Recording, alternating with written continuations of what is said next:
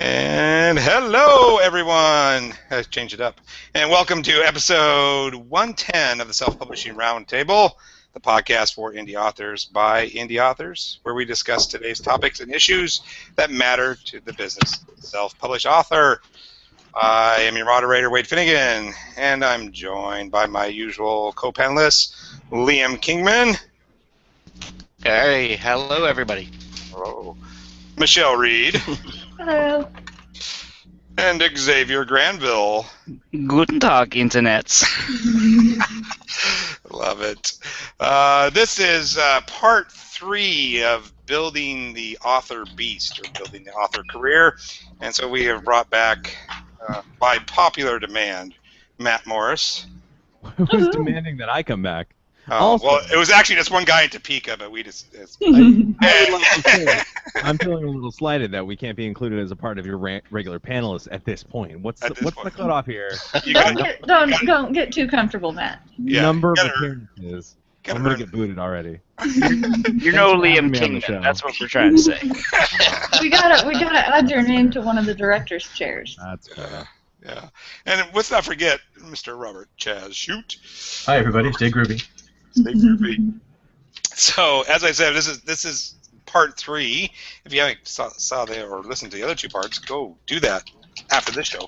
But anyway, talking about building an author career from the start, from scratch, and tonight's focus is going to be more on how to sustain that career. Staying relevant, being able to maintain income, that's consistent enough, so you don't have to go back to that day job if you're lucky enough to get rid of the day job. I think Robert's got some really good insight about some of that stuff. Also the kind of the question that seems to happen a lot. Okay, I got 2 books out, or I got 3 books out. Now what? So that's kind of what we're going to try to tackle tonight, if we can. So. Thank you, everyone, for joining us live. Please leave your questions so we can get them to the panel. And when we're all done, give us a review. Xavier said iTunes is going to be just perfect after tomorrow. So, yeah, I got it fixed. That's exactly what he said. Everything is fine. Everything is fine. Those engines are not on fire. Do not look at the wings, people. I'm curious, Xavier, haven't you been saying that since April? Yeah, and I never had the login information until now. So now we know. I was going to suggest, because we use subtle plug. We use Libsyn for AuthorStrong. So if you need Libsyn help, let me know. I can help you out. What's AuthorStrong? That sounds cool. Yeah, what's Libsyn, right? I was plugging them, but yeah, I haven't heard of that AuthorStrong thing at all. I don't know what the hell he's talking about there, but okay. That backfired. Libsyn, we're sorry. All right, so I'll throw out a first question because I'm sure my compatriots probably don't have a question ready to go. So you guys, both of you, have been doing this for quite some time. And we talked a little bit last time about some ups and downs and that sort of thing. I wanted to kind of pick your guys' brain. How do you overcome that stuff? What do you do to prepare when it does slide? How do you pull up by the bootstraps, or whatever how you want to say it, and keep going? So that's my first question. To whoever wants to take that on first. I'll jump in there. Yeah, I'll jump in there. So in the last time, it's interesting. So in the last time we talked about number 2, I shared some of my sales figures, and I'd mentioned I'd shared just that some of the income figures and the sales figures that I had back 2 years ago, 2013, some of the ups and downs that I'd had in both just kind of launching a couple things and then having them take off unexpectedly, right? And how I dealt with that a little bit, and then and how quickly it came down after the fact. So I started working on stuff. I published in, I think, July, to continue the conversation essentially where I left it off. I'd published in July of 2013. I'd had some amazing sales in August. And then I didn't publish anything for the rest of the year, right? And so that was a struggle for me. So I really had a hard time of the things that I'd published before. They were ideas. It was like a 2-part series type thing that I never planned it to go beyond that. And so I had written that pretty well, but I'd had the idea, in April or in March, and then I'd gotten them out in June and July. And then to follow that up, I didn't really have anything. And I was trying to like make everything like super cool. And then sales took off. And then I think it kind of built up, and I had put this expectation on myself. And honestly, it was a big struggle. And so the way I dealt with it was I really didn't get anything published until January, right? So it was almost 6 months. It was 6 months after the fact. And during that time, it's not that I wasn't writing. I was writing some stuff. And that was also in the middle of all that is when I did the first 50,000 words in one day.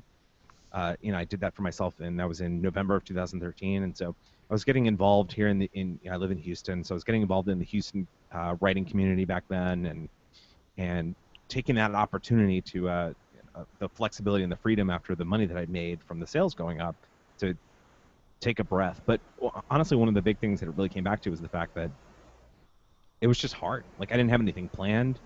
And then when I didn't have anything planned and like set in stone to work on, we're still only talking, this was like my 4th and 5th novel, not in a series. It was something new. And it was one of those things where it's like I wasn't feeling inspired and I didn't know what I needed to do. And finally, January rolled around and I said, you know what, I'm actually gonna continue the series that I started. I'm gonna continue it with different characters and I'm gonna tell a different story. And I essentially had to rework a bunch of stuff, but it really just came back to the fact that I needed to take a step back, I needed to take a break and get a hold of myself, and then just kind of launch into something new, but that was similar. And I think that helped. I think continuing the series kind of helped me out because it had already built a little bit of a following. And so that was really my response to it. And that was my response to like really trying to work full time. It's not always going to be up, up, up, up.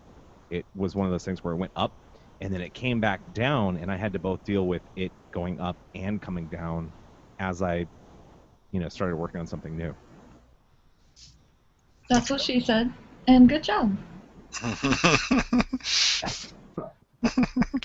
Robert, would you like to add anything to that? No, I think that's good. I think I would ask Matt. You said you got involved with your writing community. Do you think that was generally helpful to have people to bounce ideas off of, or commiserate with, or form suicide pacts? It's so I think the normal person might say yes. For me, I would maybe say yes, but it would be caveated. I don't talk about my writing, right? I don't talk about the things that I publish. And so whenever I do socialize and network and whatnot, it's more of just a social kind of outlet of building a group of friends. And at the time, before then, I really didn't have that many people that I would have called a friend, if any, when I was living here in Houston. So it was literally just me sitting in this room that I'm in right now, writing. And that was basically it. And so I think it helped me just have an outlet outside of writing to really network with people and connect with people and just get outside of the house, if nothing else. But I didn't use them to talk about writing. I don't the same things I would talk about here, where I really don't talk a whole lot in detail about my writing, are the same discussions I have outside of this room when I'm just talking with people in the street. So although you were under a lot of stress, and a lot of studies suggest that you don't necessarily have to talk about what the cause of your stress is. It's just to be social.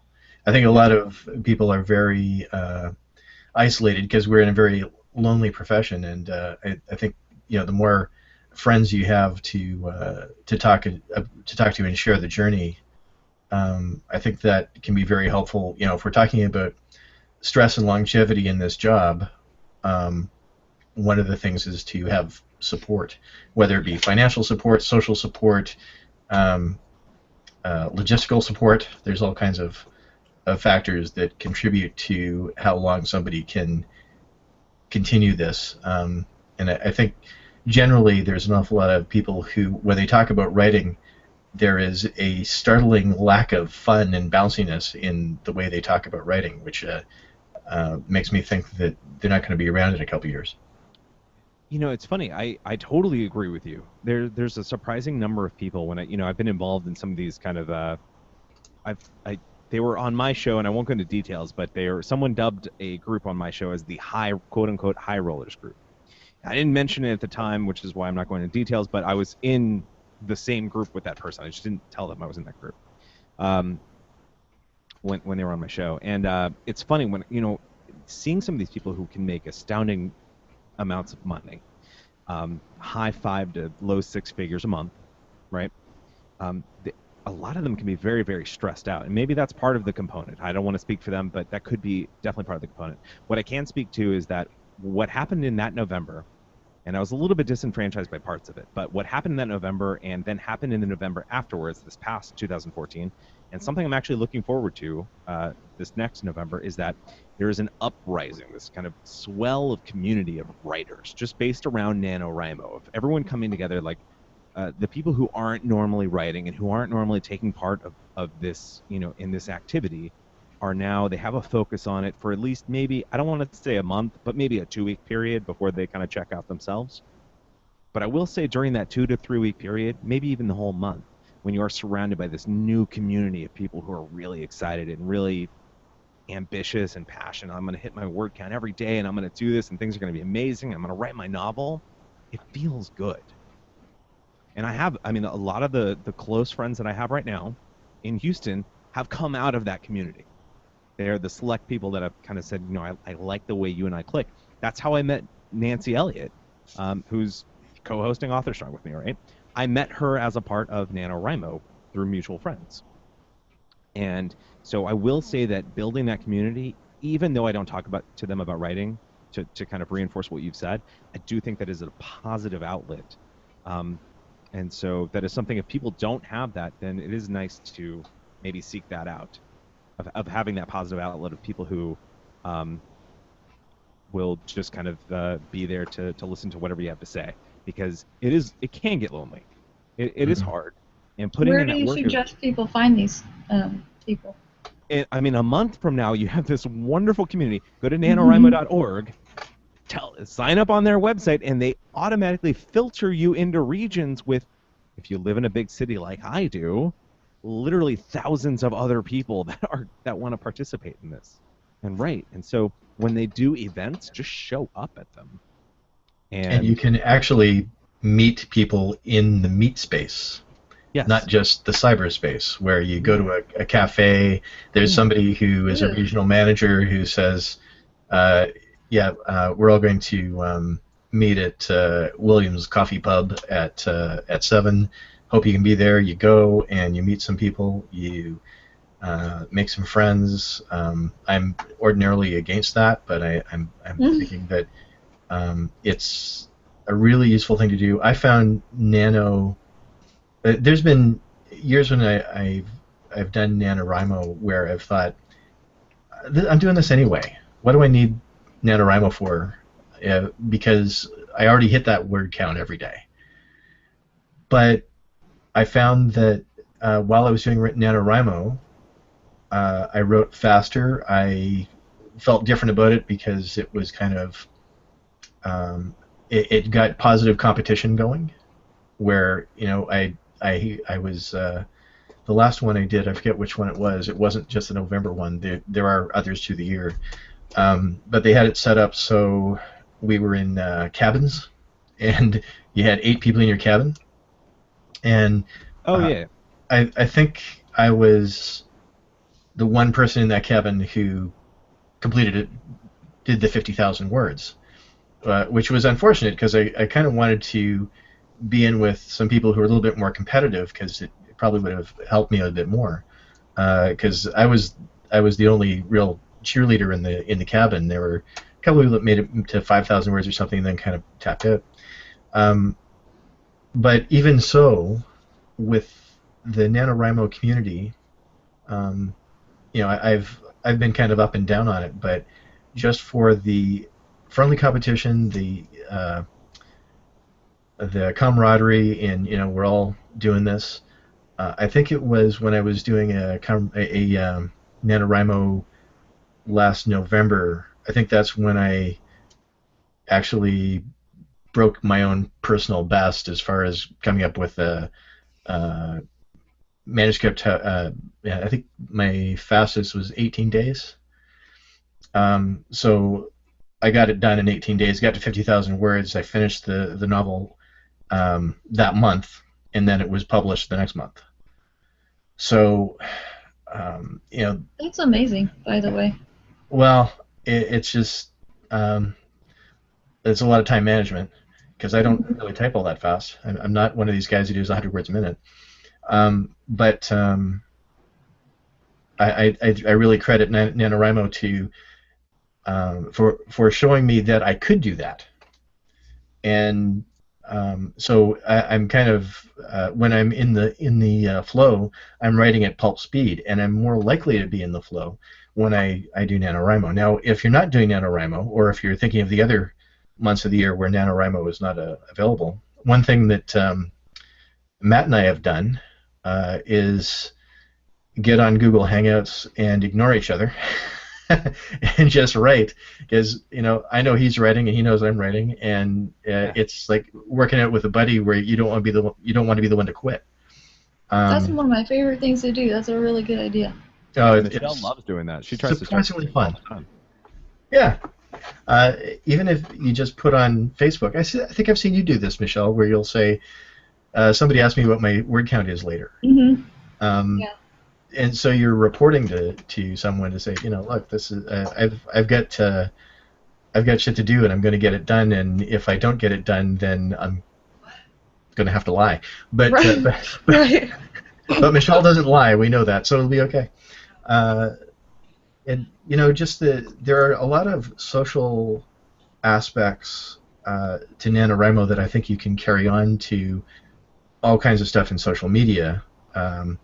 Whether it's just keeping an eye on the M writing hashtag on Twitter and saying, yeah, I am writing, and here's a quote from my revision that I kind of like. I'll do that on Facebook sometimes. Mm-hmm. And I love.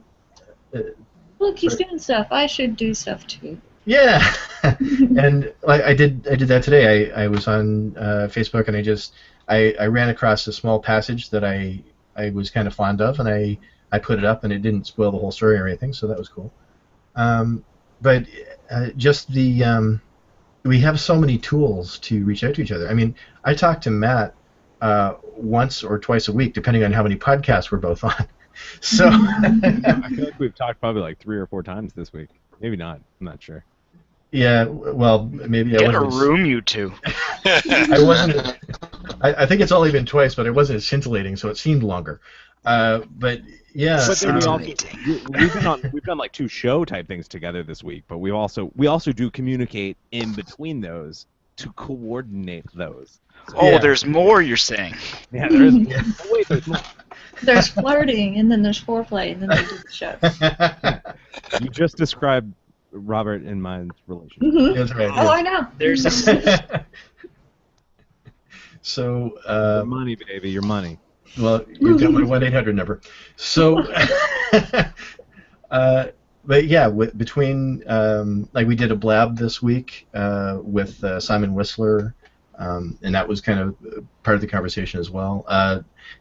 It's just there's a lot of benefit to being part of community, because the rest of the time it's all on you. And I have a friend who really wants to write a novel, for instance, and he I think something I didn't aim it at him. I was just I was actually talking to myself on Facebook, as I said something about how I had set a deadline for myself and I have to make it because you have that experience where you have some sales, and then when you haven't published for a while, the sales start to go down, and you need to boost your visibility again.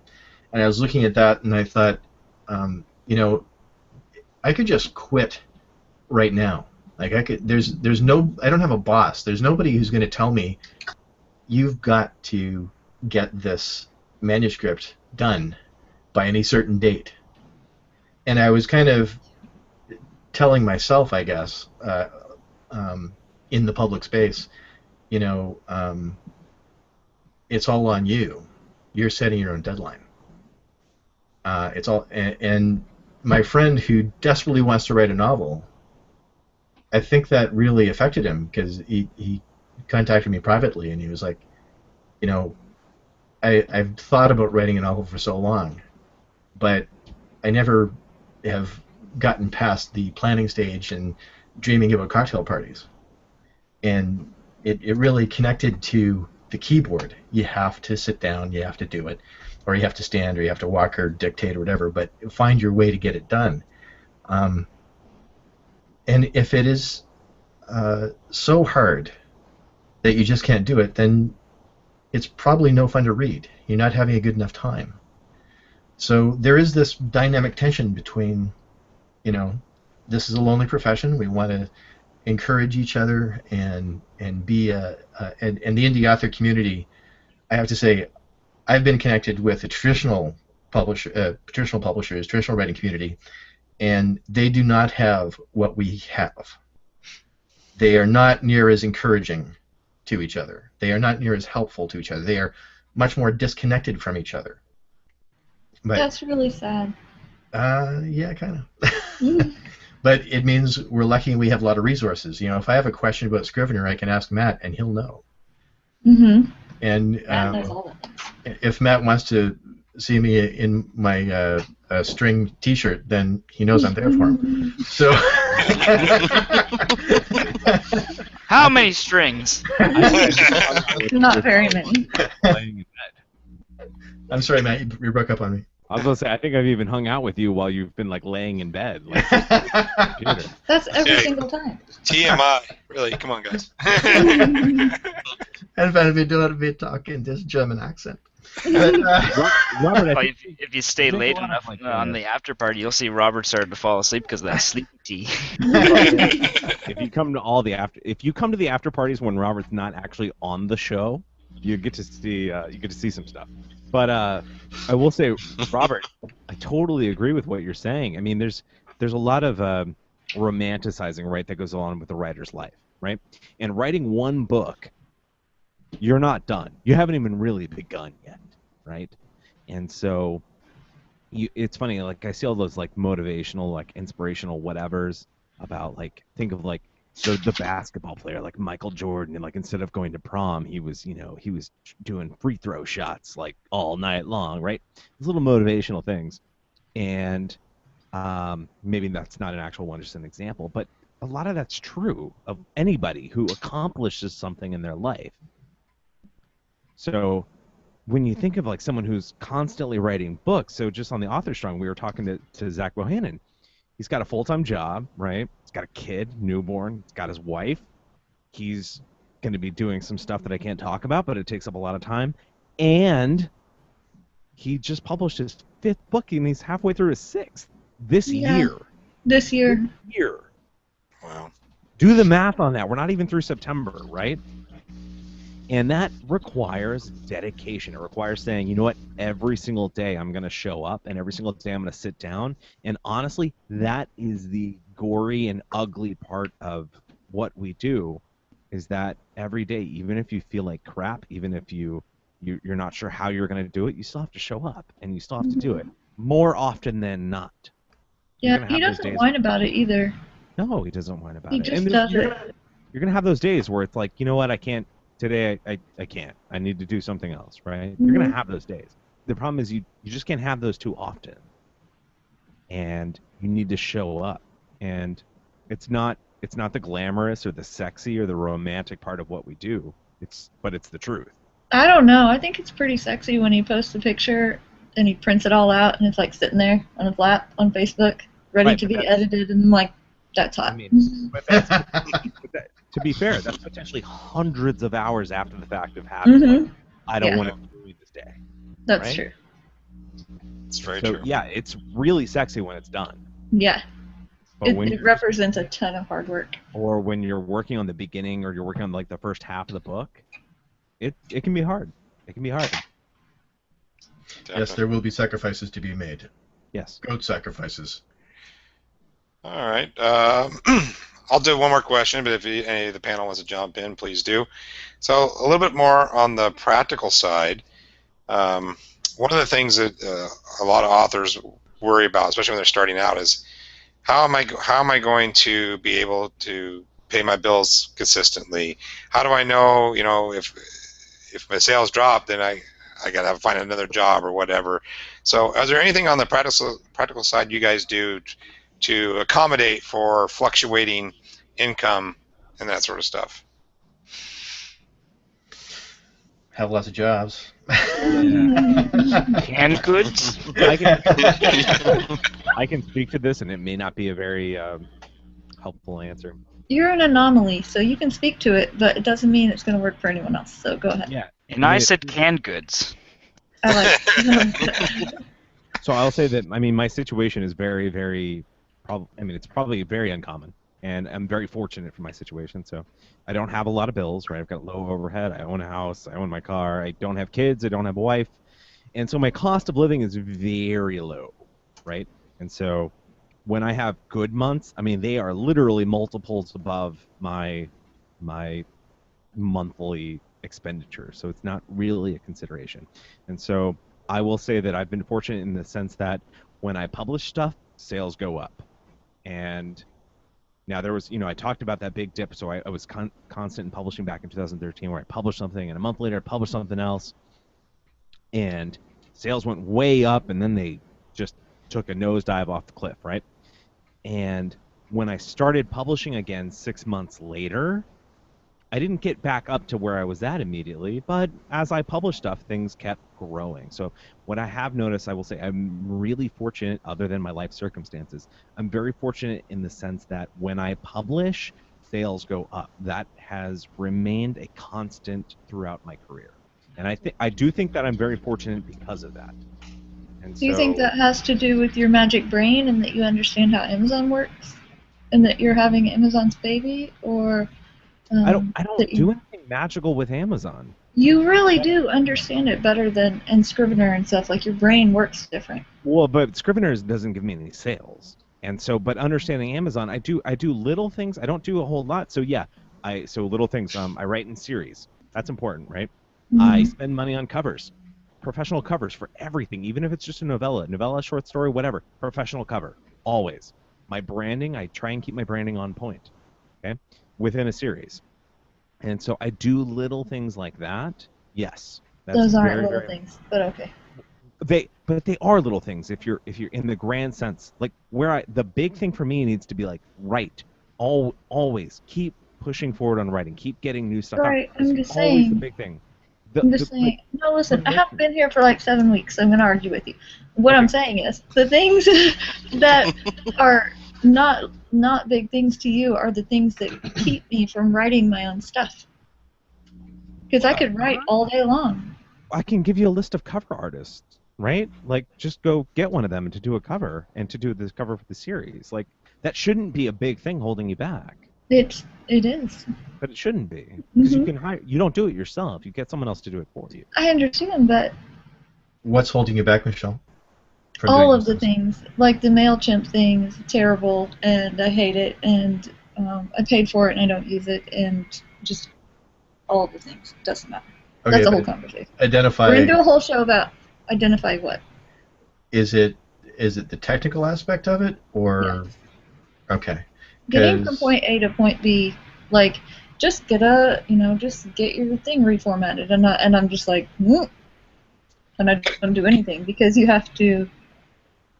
I don't know. It all seems too hard. Actually, I want to jump on this because I think Michelle actually does hit a good point, and maybe and if I'm off base, Michelle, please let me know. But I'm going to kind of paraphrase a little bit here.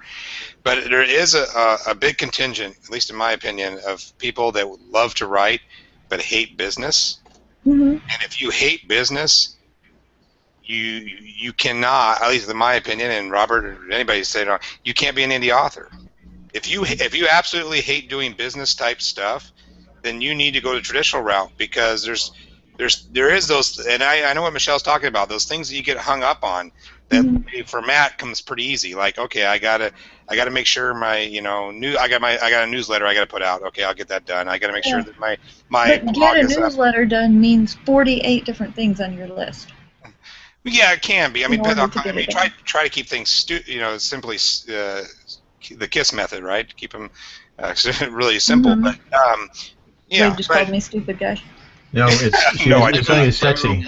Keep it simple, sexy. I like that one. But I totally get where Michelle's coming from, because I think a lot of that other stuff that comes along with the business can bog you down too. I like doing like the spreadsheets for income, like all of the ghostwriting business stuff. I really all and the clients and all that stuff. But for some reason, with my own work, I'm like, I don't know. Let's all the let's time. get super specific then, because I do have caveat. I have a bachelor's and a master's degree in accounting and a background in business, and a lot of that affects my decision making and affects things in ways that I don't necessarily comprehend. Right. And so, my question to you then That's would what be, I've been saying, yeah. yeah, exactly. But be specific with me. When you say I'm scared of the business end, and if people don't understand the business end or can't handle the business end, then they should go the traditional route. Be specific. What do you mean by statements like that? Because I can't speak to it unless you're specific, because I'll just overlook it. Okay, so we can tackle lots of things. Let's just say some people. I actually know some people. And I know you're going to tell me it's really easy because I know it, and I know it is. I can internalize it, but some people are scared to get on and to publish to Kindle. Like I have talked to people, like, okay, I got something, maybe I got a novella ready or something, but I don't know how to upload it, and and I'm going to screw it up, and they get this paralysis because of that, something like that. Or marketing is another big one, right? It's like, I don't want to sell myself. I don't know how to find any audience or whatever. And part of it's maybe confidence too. I don't know if my writing's good enough to actually put out there. So there's some other things that go in that. But so there's a couple. I hear you. Okay, so to speak to those and to address them, one, if you're not going to, as far as pushing the publish button, a couple things to that. It can be hard. And so I have written under pen names also, right? So I've insulated myself a little bit from that. And Wade, I know we had you on our show on Author Strong to talk specifically about that, where things you can do to write anonymously like I do, and that is a padding, that is an insulation, and I don't share it with anybody, and that honestly that helps. The idea of actually sharing it with people, that there's some fear there, especially if they have this expectation of me. Especially now when I'm like, oh, I'm a USA Today bestseller and I've got all these sales and I've been doing this full time for 2 years, and by the way, this is something I've written and I've never actually shared something that I've written with them. Yeah, I don't want to set their expectation erroneously. But so that is a fear. So things you can do to combat it: you can publish anonymously if you want to, or close your eyes and push the button. Unfortunately, you can't actually publish unless you push the button. A couple other things. You mentioned a couple other things, and now I can't remember what they were. Well, like one was like marketing, like the idea of selling yourself. Yeah, okay, selling yourself. To speak to that specifically, no, I was going to say this isn't going to help people in general, but it'll help the people listening, I think, is that keep in mind that when you're marketing, the goal of marketing is not to sell yourself, right? The goal of marketing, think of it this way, is that you are finding people who want what you're writing, and they just don't know that they want it yet.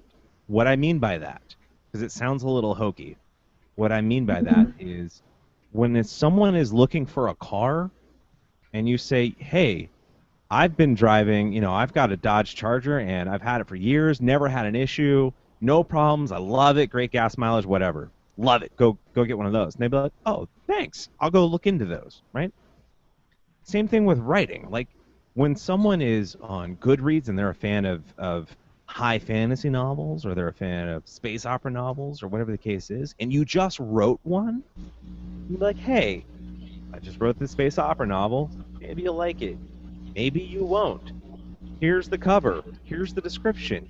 You decide. But there's like 16 different rules of how to do that within Goodreads. Yeah, because they don't like authors who just go in and say, buy my stuff. It's just like this other stuff you like. I'm not saying that. I'm not saying go buy my stuff. I'm not pushing it on them. All I'm saying is, I've written this. You've indicated that you like it. Maybe you'll like it too. That's it. I'm not saying buy it. I'm not saying this is for you. All I'm doing is introducing them. That's the key, is I'm providing a product that you are looking for, and I'm making you aware of it. That's it. That's all marketing is. Anything beyond that is, yeah, you might come across as too pushy. You might be spending too much time on it. I still think you need to be spending the majority of your time writing something, not marketing it. Okay. Now, marketing it, you need to do a little bit of that, but at its core, all marketing really is just making people aware of something that they may already be looking for. That's true. Could I add a couple things to that? Yes, Yeah, please. Of course, Robert. First off, about the question of a lack of confidence in tackling these issues like uploading to Kindle. I was not confident with my first book, and I ended up using an intermediator, which I ended up regretting, and I wish I had done it myself the first time, just to learn how to do it and get it done. Because a while later, at one point I was publishing a series in a serial, so I was uploading to Amazon every week, and it got to the point where I couldn't remember what my initial problem was. I thought, why did I think this was hard? But I remember trying to format something, and the first time I tried it, it took 8 hours. The next time I tried it, it took 6 hours, and then it took 3 hours, and then it got down to 20 minutes. And I thought, geez, what was my problem? And it's just, there are little things that you do have to experiment with and keep on testing, and you'll eventually figure it out if you keep on banging your head against that wall. You can also ask for help. And I mentioned that really helpful community out there. I forget who I even talked to. This was quite a few years ago now, but I remember in Scrivener I had contents, and I had to label it table of contents. Small thing, but somebody hit me to that, and I'm like, oh, okay, problem solved. As far as marketing goes, I would contend that yes, writing is primary, especially if you've only got 1 or 2 books. But I would also say that you can't go to traditional publishing anymore and think that you'll be exempt from marketing. Publishers are expecting more and more and more of authors all the time. They want you to have your own website. They want you to do your own marketing, because the truth is, and I was a publicist in traditional publishing, we would push, we had a lot of books to sell each year, and we would push a book, they might get 5 days of our attention at most. If it was a big seller, maybe they'd get 2 weeks. But the bigger the seller, the more attention we put on that. And so, we'd contact media outlets, we would do the whole publishing publicist thing. But for the long haul, for the long term, and it's even more true now, if you're making something happening, it's not going to be through your publisher, because they've got your books in bookstores or not, and that is the extent of most publishers' programs.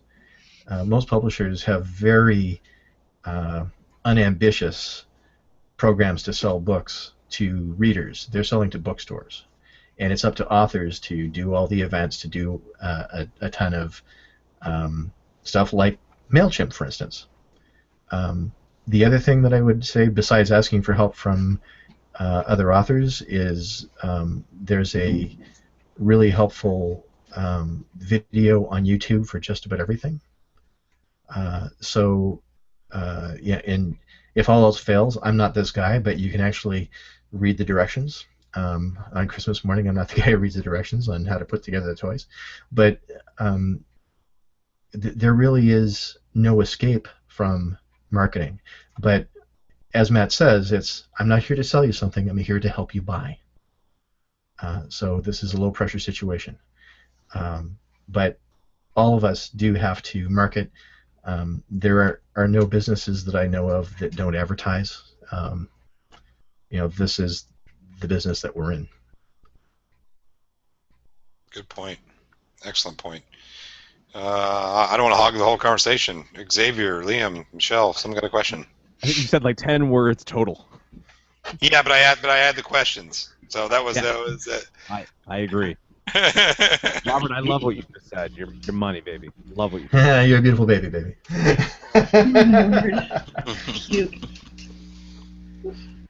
Wade was just dropping it while it was hot. I mean- so I listened through to the last 2 episodes of where we were talking about doing this building the author platform from the ground up. So maybe I had just written down a couple of the ones, at least of the things that we talked about the last 2 episodes. So far, what I had kind of jotted down was focus. Don't spread yourself too thin. Establish a back catalog as soon as possible.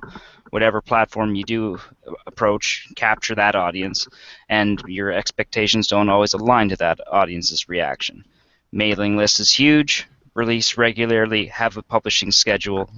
Try to write short, write series. Establish a world that people can and readers can kind of correlate between, establish your own little universe. And if you don't like the business side, keep on seeking a traditional deal. To speak to all of that, my biggest thing is not to force yourself to write. A couple of things to speak to that. My biggest thing would be to don't force yourself to write short. If you can write short, I think that it will benefit you. If you cannot, I don't think you should force it. I always think a story, when you're telling a story, it should be whatever length it should be, right? And if it's long, it's long, and if it's short, it's short. But the key is, I think, quality over quantity, always. Keep that in mind, quality over quantity. And Netflix just released some really interesting information. We had it shared in the Author Strong Facebook group. Someone who shared an article in there talking about Netflix kind of looking at show series and some really interesting stuff in there. But really what it came back to was the fact that the hook is not always the best part. So like book 1 may not be the best part. Book 2 or book 3 may really hook the readers. But the key is that you focus on putting out the best thing possible every single go-around. Also, to speak to a couple other things, if you don't understand the business part, I wouldn't say go look at the traditional route. If you look at the author earnings report 2015 or September 2015, the one that just came out, you'll see that if you go the traditional route, which may be fine, you're not going to make any money. If you're doing this to make money, it's a horrible option. I'm gonna put it out there and say it's a bad option. It's math. 70% is math. Looking at the math, it's awful, and you're not guaranteed anything, right? So you're gonna have to do all the same stuff. There's people leaving comments right now. Kate Morgan is leaving comments, and similar. Robert has worked in the traditional world. You're gonna have to do a lot of that stuff anyways, right? There's some things you won't have to do, like make choices on cover design, formatting. You won't have to do that. Those really aren't that hard. When you get down to it, you have to spend some time studying. You have to put your time in. It's not gonna come to you freely. But once you put the time in, it'll start to make sense. I disagree. You don't think it'll start to make sense, Michelle? No. Why do you think that? Because I've been trying to figure out this stuff for 2 years, and it makes no more sense than it did when I started. How much time have you spent formatting? A lot. Before you helped me, and now I'm like, oh, okay. Right, but I helped you in, what, February? March? How much time of formatting anything? Say it again. How much time have you spent in 2015 formatting books? 0. I haven't written anything of my own that I've actually completed and can format. Well, that comes with practice. And so that's what kind of what I'm getting at is it's one of those muscles you're gonna have to work it out. You are gonna have to put in time, but the more consistently you put in that time, and the more constantly you put in that time, it will make sense. I promise. I'm just saying, like, I'm never gonna be a professional football player. I also might never figure out formatting. Well, you Or could get some of somebody the else to other do it aspects. for you, right? Yeah. Right. So that is an option. You can get other people to do it for you, just exactly as Robert has said. And so you can get other people to do formatting for you. You can get other people to do cover design. If you're not sure, hire a cover designer, right? For a series. That's right. But like I said, that's not the problem I have. It's the doing things in the order and all the stuff. What problem do you have? What to do next? All the time, it's just what to do next. What do I do next? That's it. So you I'm need a not flow really chart. complaining. I'm just, yes, I need a chart so I can check things off. Yeah. And I have yet to find Yeah. one. Yeah, I think Joanna Penn's newest release might have a little bit of that in there. I'm not totally positive because I haven't read it all yet, but yeah, the idea. I think a lot of people like that too, Michelle, where it's like, okay, I do this, then I do this, then I do this. What is What, that? Robert, what are you holding up there? Is it another plug for Arthur Strong? Yes. I wrote a formatting guide. I'm giving out for free, right? So what he's holding up, you can freely download at authorstrongtutorials.com. It's just it's for Scrivener. It's intended for Scrivener, but it's a quick guide on here's how you can cleanly format an ebook. It's free. You can go there, put in your email, and I email And he you knows the what he's PDF talking copy. about. He taught me to do it, and that's like teaching a monkey to do it, or a rock. But what that comes back to is, I mean, that it's not hard. What can be hard is is finding the information. Finding the information can be hard, and that was one of the reasons I wanted to start Author Strong in the first place, right? Finding the information is hard, but the actual act of it is not hard. I think that so- the actual act of it is very difficult, and you're just a very good teacher, and you need to give yourself credit. Well, I think you'll enjoy that guide in any case, Michelle, if you're looking for a review, because the thing is, I partially agree with you in that when I look at the Scrivener manual, I go cross-eyed. It's huge, and it doesn't ever seem to have the thing that I want in the way that I would expect to find it. So that's why I appreciate what Matt is doing. But there are plenty of resources out there that can boil it down, and if it really is too overwhelming, then there are people who are willing to help out, and not for a lot of money either. So, there are options, and I'd encourage you to. I'd encourage you, period. And I'd also encourage you to look into those other options. I am curious to bring this around to the discussion. So we were talking about continuing the beast, right? Of continuing to have a successful career. What are your biggest concerns, Michelle? Because you do a lot of writing, and you don't do any of it for yourself, but you have. You have published stuff. You've published at least 3 novels. I know because I formatted updates of them for you. But what is some of your big concerns on continuing that, on pushing that forward, and what advice would you like to be given on taking that to the next level? It's very, very simple. My problem is I know that I can write a 4th book. I already have it outlined. I already have it started.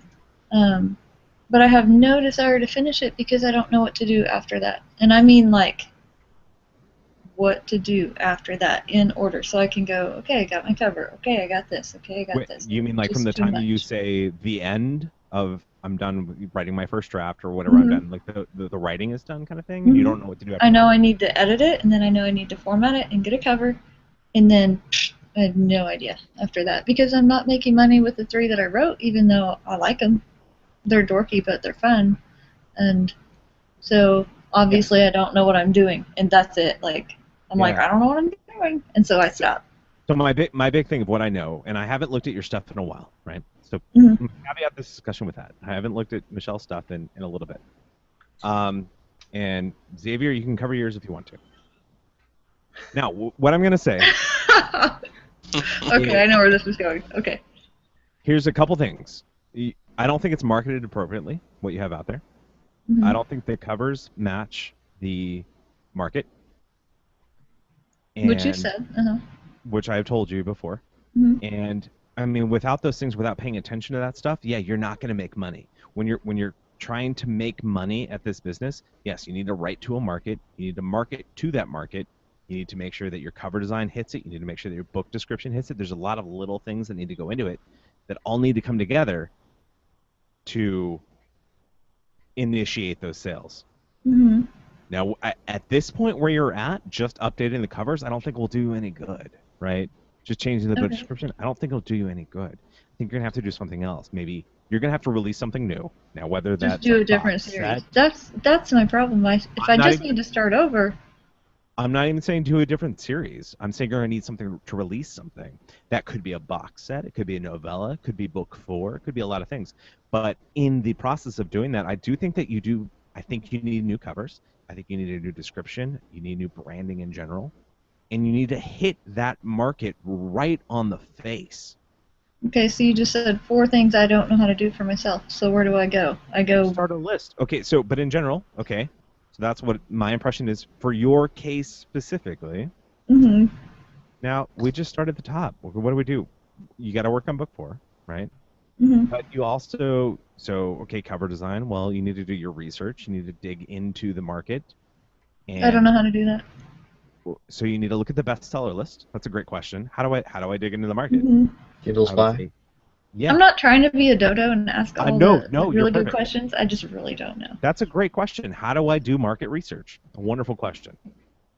And so the way I do market research, if I'm going to hit a market, I look at the bestseller list. So Amazon is very, very nice to us authors because they're nice to the readers in the sense that they break down their genres by very specific categories, and they give bestseller lists for all of those categories. So look at all those categories. Look at all the bestsellers. Look at all of the authors that are in there, and then you can go creeping on all their stuff, right? Robert just mentioned a wonderful tool. It is a paid tool. I think it's $27. Not a huge expenditure. It's called Kindle Spy. Even if you don't use Chrome, you should use Chrome just so you can use Kindle Spy. It is a wonderful tool. It is great for comparisons. You can run searches on categories in general and get, even for like keywords, you can get word banks for keywords and stuff like that that are commonly used in a certain category and whatnot. Great for comparison. So that's what I would do. If you want to do market research, just dig into that. Look at what they're doing. Look at what their covers are doing. Look at what their book descriptions are doing. Look at each of the author pages. You can look at the best-selling authors in that category. Amazon even breaks that down, right? Not just the best-selling books, but also the best-selling authors. Look at their author pages. Look at what their author central page looks like. Look at what their website looks like. Subscribe to their newsletter. Become an epic stalker of that genre. I'm dead serious. Become this huge stalker of that genre. Follow everything. And then become a clone. I know that's not like the sexiest advice, but become a clone. If I can clone people who are making money, that's you're not. pretty sexy. I'm going to caveat that. You could try as hard as possible. You'll never be able to clone any of them. It's still all going to be Michelle Reed's version of that market. You will always be unique to yourself, even if you're trying to clone them. Mm-hmm. I am about to give Matt Morris the jazz hands of approval. Matt, can I jump in real quick too? Of course. Talking I'm just specifically. dominating the show. Okay, because like one of the things I've been struggling with too, and I kind of relate to Michelle is, and by the way, I'm not going to tell you, but I had taken your advice. I have started a pen name, so. But I'm not gonna share. I'm gonna try to be a little more like Matt.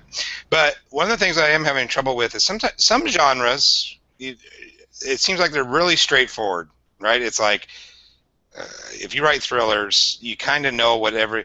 But sometimes at least I find, because I'm not like, I don't go in and go, okay, I'm going to write myself a thriller, or I'm going to write myself a romance. I write a story, and then I think to myself, now where would this fit, or I'm not sure where the reader is on this, that sort of thing.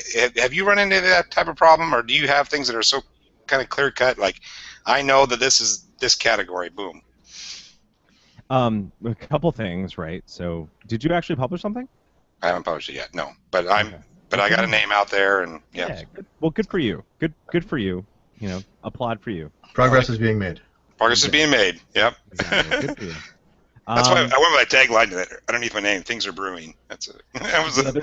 The other applause I'm going to give you and it's going to be, something you said earlier to answer your own question, is KISS, right? Keep it simple. Okay.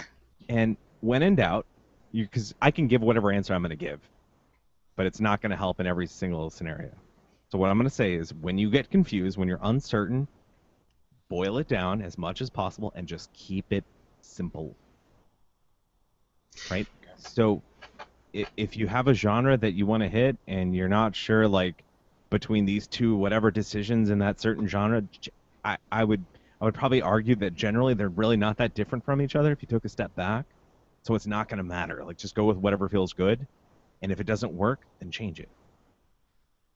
And it's as simple as that. If it doesn't work, don't overthink it then. Okay. Yeah. Okay. Yeah. You're gonna have to burn your calories somewhere else. Don't fret over the little things. Make a decision. Make the best decision you can within a reasonable amount of time. And if it doesn't work, then you make a different decision and you keep moving forward. Because you're a writer, goddammit, a writer. Yeah. And Michelle, I would also add that you're a writer, goddammit, you're a writer. So, you know, when we get into this paralysis by analysis, I think most of the time, and I'm not saying this is true for everybody all the time, but I think a lot of the time, if you jump into it, like, it's just like, you know how you go, I'm going to write today sometime, and then you don't get to it, you don't get to it, you don't get to it, and you torture yourself all through the day. And then you finally get to it when it's much later and you should have started earlier. And you think, you know, I think Stephen King said the scariest point is right before you begin. And that's not just true for writing, that's true for everything that is new. And so you'll go through the process where you learn this stuff, you learn what you figure out what you have to know, and you'll get to a point where you go, I can't remember what the problem was, what was holding me back, what was the fear that paralyzed me. But nobody's going to kill you if it's not if you don't get a drop cap right. I mean, let's just keep all this in perspective. Right. Get back to the fun. Never used a drop cap. I beg your pardon? I said a confession. I've never used a drop cap because perfect. I format everything in Scrivener, and Scrivener can't do them, so I don't use them. Done.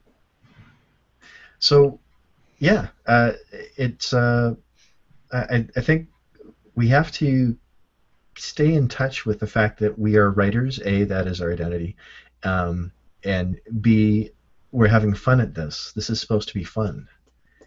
Yes, and I'm trying not to get discouraged because, like, Zach Bohannon and Matt and you all seem to be having more fun because he's like, I just started, and look, I got 5 books. And I'm like, great, I got 3. I could have 5 if I wanted. I don't have any idea what to do with them.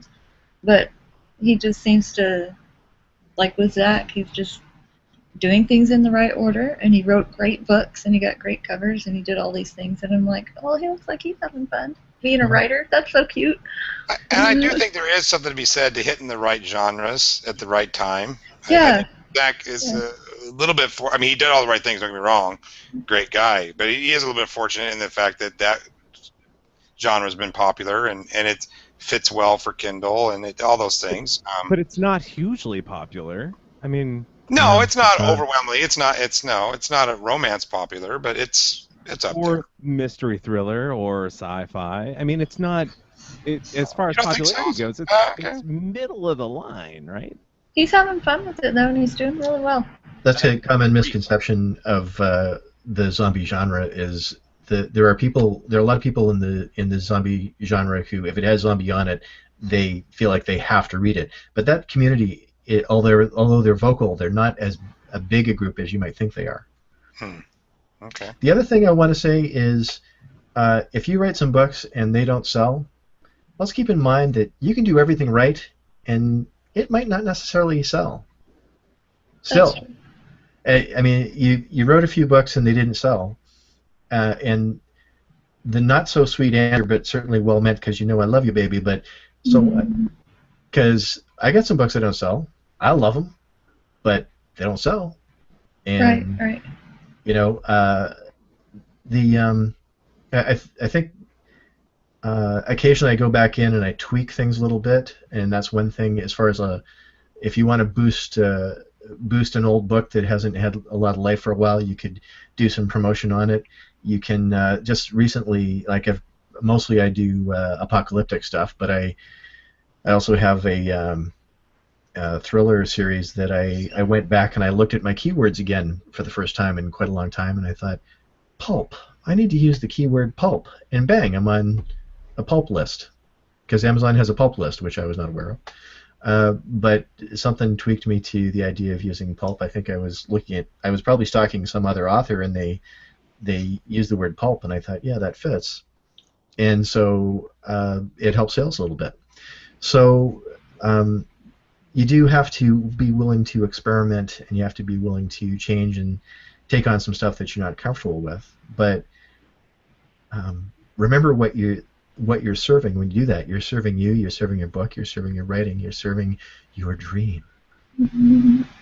You're an inspirational poster, too. Robert as a cat poster. Hang in there, kitty. Hang in there, baby. It is a confidence thing too, right? I mean, I think it's. Yeah.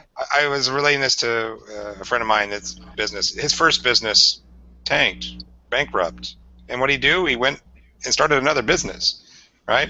It's funny. A lot of authors put something out there. It didn't sell. I suck, and they cry and they hit their head against the keyboard and they quit. Whereas most business people would say, okay, that one didn't fly. Here's the next one. At least successful one. I've published, for anyone out there if this counts, I published 10 titles that did nothing. 10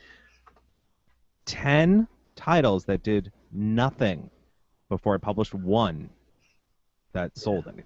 And that's what people need to hear, because we're way too focused on outliers. Mm-hmm. You really need to hear that. Yeah. So, some reality, because, this is stressful stuff sometimes. That's why you need to be able to hear somebody like Matt say, oh yeah, I did stuff and it didn't fly. Just to keep things in perspective. But, get back to, I'm a writer, I write, I'm having fun with writing, I like creating, and keep on going. Because what's the alternative? What else are you gonna do? You gonna get into real estate? No, I was thinking like accounting. Matt really talks that up a lot. Yeah, if this doesn't work out, I'm going to become a professional Robert Chazz Chute stalker. So. Wait a minute. It's only different because I'm gonna get paid for it in the future. Paid for it. And Wade, you asked a question we should get back to, because it makes me think of outliers. So many people are focused on, you quit the day job, you quit the day job, you quit the day job. That is awesome if you quit the day job. Unlike Matt, I've got 2 kids. One's going to university in a couple years. They have expensive tastes. They like to eat things to grow taller. And so I've got 4 jobs at the moment. Well, I've got 3 jobs right now, and starting Saturday I'll have 4 jobs.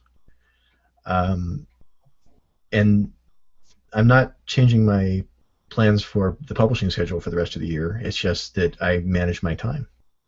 And we have to get back to, those things of prioritizing and managing your time, and being a cold and remote father. The cold hearts. And to be fair, and officially, really, I quit my job before I started writing. I did things completely out of order. I'm not necessarily a good person to follow as far as modeling goes. I quit the job before. So you jumped out of the airplane, then asked where the parachute was. Right, and actually, I think we talked about this on the previous podcast. Number 2 was that I took 2 years off to just do this and nothing else, so I could get a bit of a head start. And if I had to do it again, I think I would do it again, but I'd wait until I had more books in the line before I did that commitment. Yeah, it's so hard to speak to that, Robert, because if you had to do it again, it's almost impossible to answer that question. Like, I hear what you're saying, because if I had to go back, like, I could have kept working and I could have kept making money, and I would have then published all the things I published or whatever, and then had success, and then I could have left my job and I would have had all the extra money in the interim. Mm-hmm. But at the same time, I wouldn't have done everything the way I did it. So it's so funny and so weird in the sense that, like, you can't get that time back. Well, the other thing is with you would have delayed the fun, also so much fun, because We talk about stalking each other. I stalk your Facebook. You're having a lot of fun. I mean, that's a whole lot of coffee shopping, man. I don't work at home. If you're on my Facebook, like, I don't work at home. I get up in the morning and I leave. But it's just weird. It's one of those things where it's like you have to keep going. There's a big, in what you're saying, you took the 2 years off. I left the job first, and then like I said, I published 10 titles before I had any sales, right? And then when I started having sales, it's not like those were good enough. I kept going, right? And so I want to re-emphasize that. I know I think we're running out of time. I'm not sure what time this is. We are. But I want to re-emphasize that for like Michelle or anyone else who's out there in her spot. 3 novels is great. 3 novels is not the stopping point. It's a starting point. You have to keep going. Yeah. You have to keep going. Just keep swimming. Just keep swimming. And you'll get to a point where you'll have to change it up. Like next year, I'll be publishing somewhat less, but I'll be focusing on marketing all I've got. I want to build out some series because I've got some trilogies, but I want to get out to book 5 for a couple of them, and I think that will help immensely. I have a huge literary one that I'm going to be doing before Christmas, so that's kind of a bit of a change in direction. But I'm going to work more on some infrastructure stuff to get more reviews on some books that I didn't build an infrastructure before on. I should have had more of a street team before I launched. Because all I've been doing is focusing on writing, and I need to change up my strategy a bit for next year. But I'm very optimistic that things are going to work out okay. But in the meantime, yeah, it's pretty stressful. But the writing time is actually the vacation time. That's the fun part of the day. Don't lose that. I like that. That's the vacation time. It's not the job, it's the vacation. As long as you start. You have to start. That's all these people who have writing rituals, like, they got to light a candle, they got to sacrifice a goat, or a virgin or something, a virgin goat. And instead of just jumping in and starting, I have a barn full of virgin goats. One morning, like, wake up and I knew it, and then go to the coffee shop. That's my real secret. Okay, Xavier is thinking of a joke where they're not all virgins at the end of the day. So we'll just stop right there. No, I was just thinking this conversation has gone downhill. Now I'm not going to be able to sleep. I'm going to have to go out there on monitor duty with my flashlight. Cut to, and suddenly, goats. Oh, great. That's a great stopping point. Perfect. So. Terrible stopping point. Yeah, how to build a bit better beast? Goats. Get a goat. Did we actually? Because we had this discussion last time with part 2, right? And then we were like, what? After the fact, we were like, we didn't actually get to talk about what we were going. I'm sorry, it's my fault for opening my big mouth. No, we got a lot, but we could do a little more about sustainability. So we kid, but we do like having you guys as guests. It is. I do hear from a lot of people that was a really insightful show. So, I'm sure it won't be long, and you guys will be back again, and we'll just put part 4. It'll be like Jason, because he never died. Is Jason actually, or Jason is sorry, I don't know why I said Jason. Liam, are you actually here? Yeah, I'm here. Yeah, he said I just wanted to go the entire show. In the chat thing that no one can see, Liam's like, I don't care that I'm not talking, I'm taking notes, and I'm like, that works. I'm good with that. Liam is doing the ghost host thing. Yeah, I'm all for it. I was just trying to go the entire show without saying anything, and I actually did it. Until now. Haha! All right. I would want to say about the whole sustainability thing, because I think it's really important, is Yes. One, if you're going to not write for a day, then plan on it. Don't go through the whole day thinking I'm going to write and then suffer. And because it's much better if you say I'm not going to write today, and then you don't write that day, and then you don't feel guilt but get back to it the next day. The second thing I would say is take a vacation every year, or a staycation, whatever you can do, but take a vacation. It's really important to take a vacation. I never want to do it. My wife always insists, and it's really smart because you come back rejuvenated. So You also moving come forward. back with White Sox hats every once in a while. Yeah. In this podcast, if you're listening to this after the fact. There you go. Oh, there it is. Got it. Nailed it.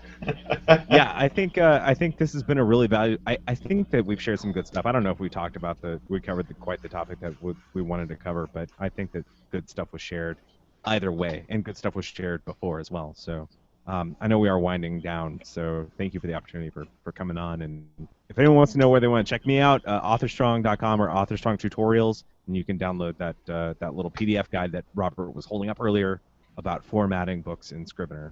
It's free. It's just quick step-by-step on how you can format. Excellent.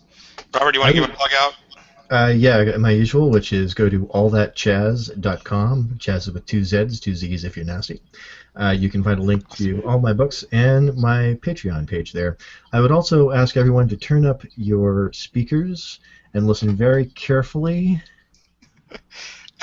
And when you get Ready? done, Ready? hold on. When you get done, make sure you go to iTunes or other places, Stitcher, whatever. Let's just review us 5 stars. We need the support. And now turn up your speakers because I think Xavier has something to say. Yeah, Robert has something. One more thing. One more thing. One more thing. Hold on. Listen. What the hell Oh, was that was his neck. In the audio, that was his neck. Can you come do that to my neck? One more. Come back to the SBRT website and watch the video of him breaking his neck and turning himself around backwards. Oh, God. You are possessed. I need somebody to do that to mine so bad. Liam, where can we check your stuff out at? What have you got going on? Silent partner over there in the corner. My stuff's under pen names right now, but liamkingman.com, there's nothing on there right now, so Facebook.